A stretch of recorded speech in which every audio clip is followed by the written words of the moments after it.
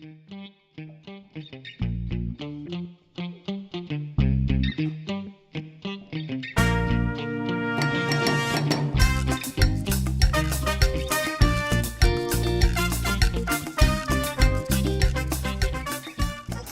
are at the Yuma Date Festival.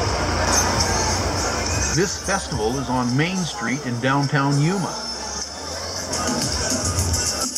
This festival showcases the dates and the products that are made in the area around Yuma.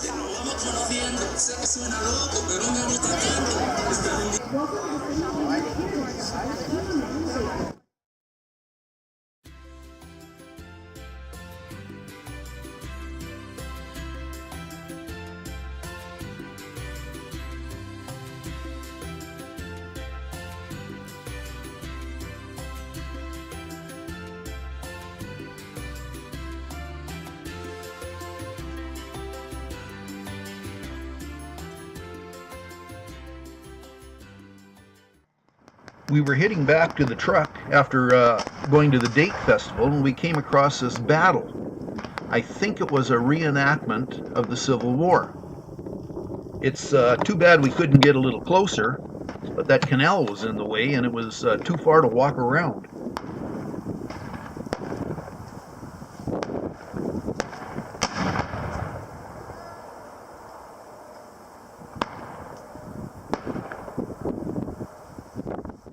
After leaving the Civil War shootout, we came across this old train. It was on the grounds of, I think it's the Hilton Hotel.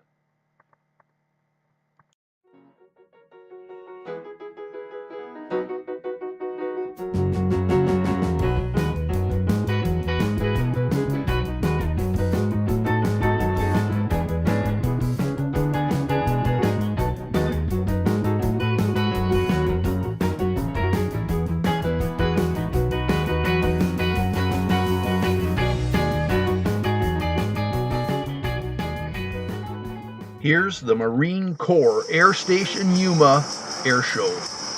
This is one of the best air shows I've ever been to, and it's free. It's definitely a must-see.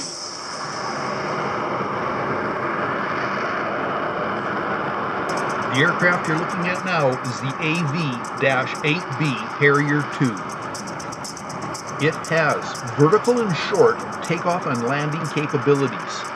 It has a maximum speed of 673 miles per hour with a range of 1,400 miles. For armaments, it's got a 25mm 5-barrel rotary cannon and has 6 mounting points for missiles, bombs, or rockets.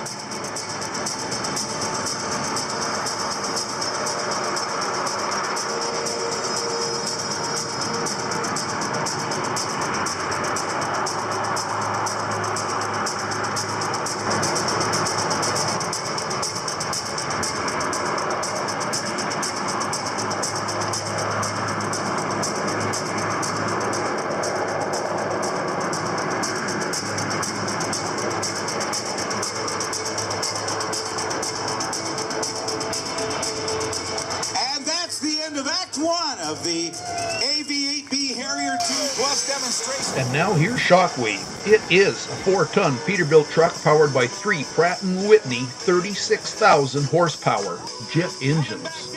It has 6 times the power of a jet airplane engine and will do 376 miles per hour with a quarter-mile time of 6.63 seconds. It consumes 400 gallons of diesel fuel per mile. Of the F-35B.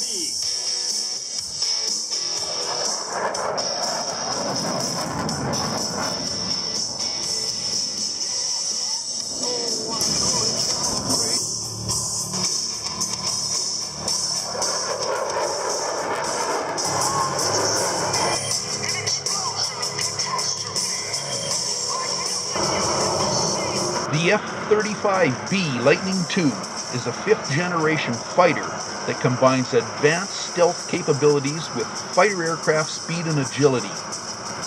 It has vertical and short takeoff and landing capability with a range of just over 1,000 miles. Pratt & Whitney builds the F-135 propulsion system, which is the world's most powerful fighter engine.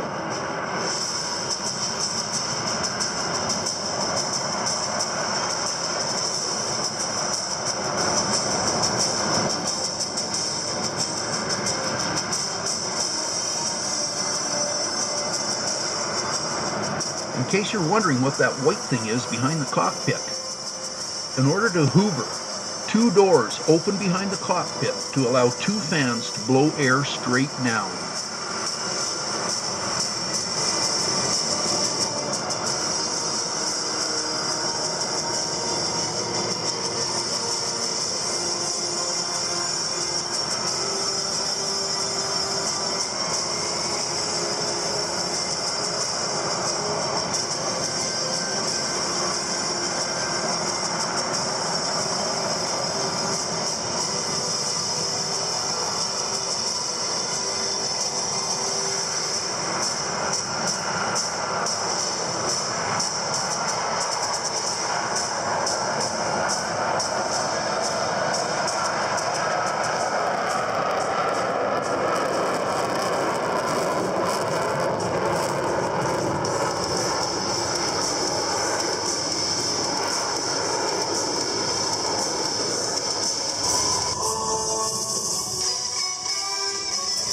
Now, these 34-foot rotors, when they are fully extended, that's about an 84-foot wide reach of that. Which is a lot bigger than a CH-46. And that can pose problems, can it not, when they're landing on a small deck of a carrier? There's only a limited amount of space on ship, Rob. So there's a technique that is built in to the MV-22 which allows it to change its footprint on the deck from 84 feet down to about 28 feet.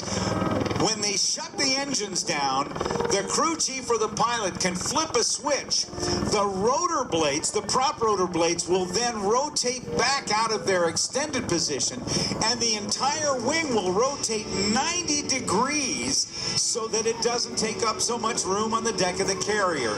And there you can see, I'm watching, I can see the pitch, the blade change pitch as they do that.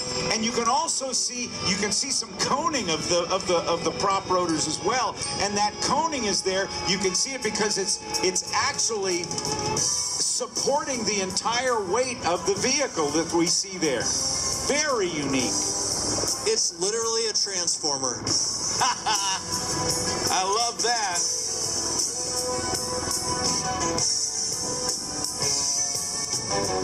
Two engines. Allison turboshaft engines generating over 6,000 shaft horsepower each.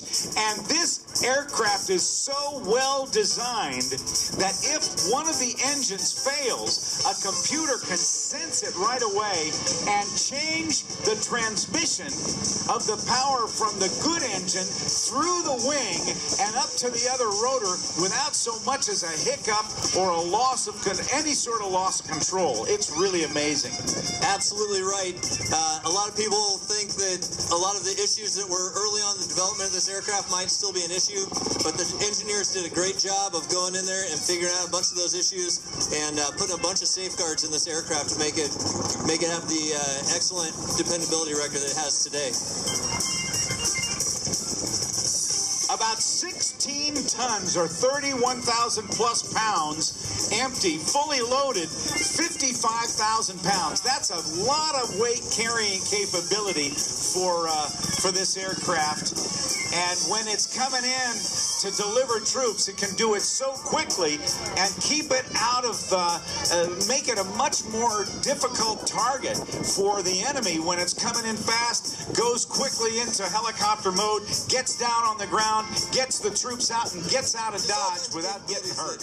That still have yet to be realized of this aircraft. As you can see, this aircraft, capable of vertical takeoff and landing, can move 22 troops over a 400-mile radius at more than twice the speed of a helicopter. Here is a P-51 Mustang and an A-10 Thunderbolt II Warthog getting ready for takeoff. Yeah, right now they're joining up at the initials, about 5 miles to the northwest. The Warthog is a ground attack aircraft. It has excellent maneuverability at low speeds and has a top speed of 439 miles per hour. It has a nose-mounted 30mm 7-barrel Gatling-type autocannon that shoots 3,900 rounds per minute. It also has 11 mounting points that can be equipped with bombs, mines, missiles, or rockets.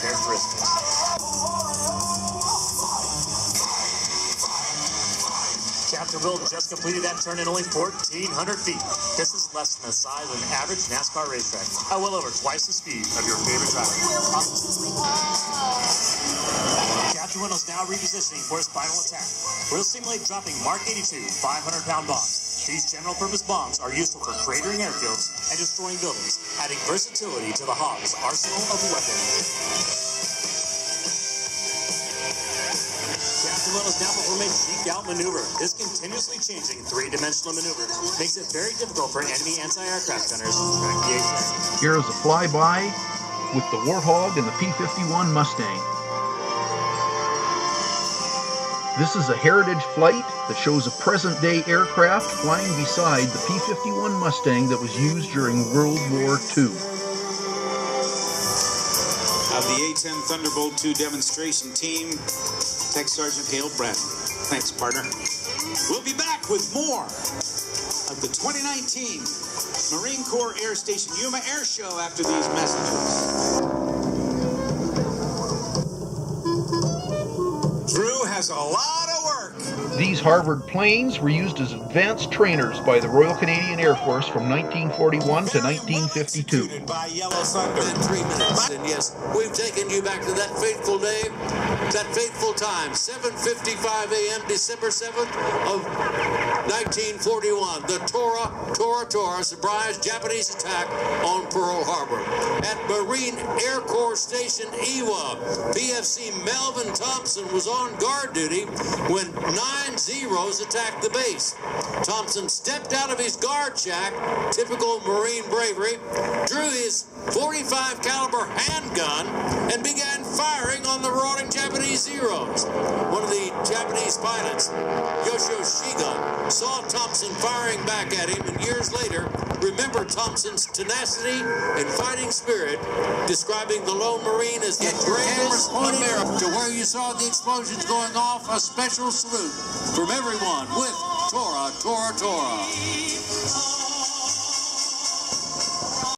And this brings episode 12 to an end. And this is finally the last episode of my 2018 to 2019 trip. I couldn't get this out earlier. I just didn't get a chance to do this episode while at Imperial Dam. I just didn't seem to have the time. And I finally got around to doing it now after being home for over a month and a half. You know, when you get home after being away for close to 6 months, there's just so much stuff to do that I just didn't seem to get around to doing it. And I guess I was just being plain lazy about it. This trip was my first time making vlogs and using YouTube. Normally when on holidays, I would email blogs with a few pictures to all my family and friends. Putting a vlog on YouTube where people you don't know can see everyone in the videos at their best, and sometimes their worst, is a little concerning. But it turned out to be okay, and I hear that everyone I sent them to preferred vlogs over blogs. Anyway, I hope everyone enjoyed the videos. Making them was quite an experience, from being very enjoyable to almost booting my laptop out the door. Hopefully, I'll bring you some more next year. Thanks for watching, and goodbye.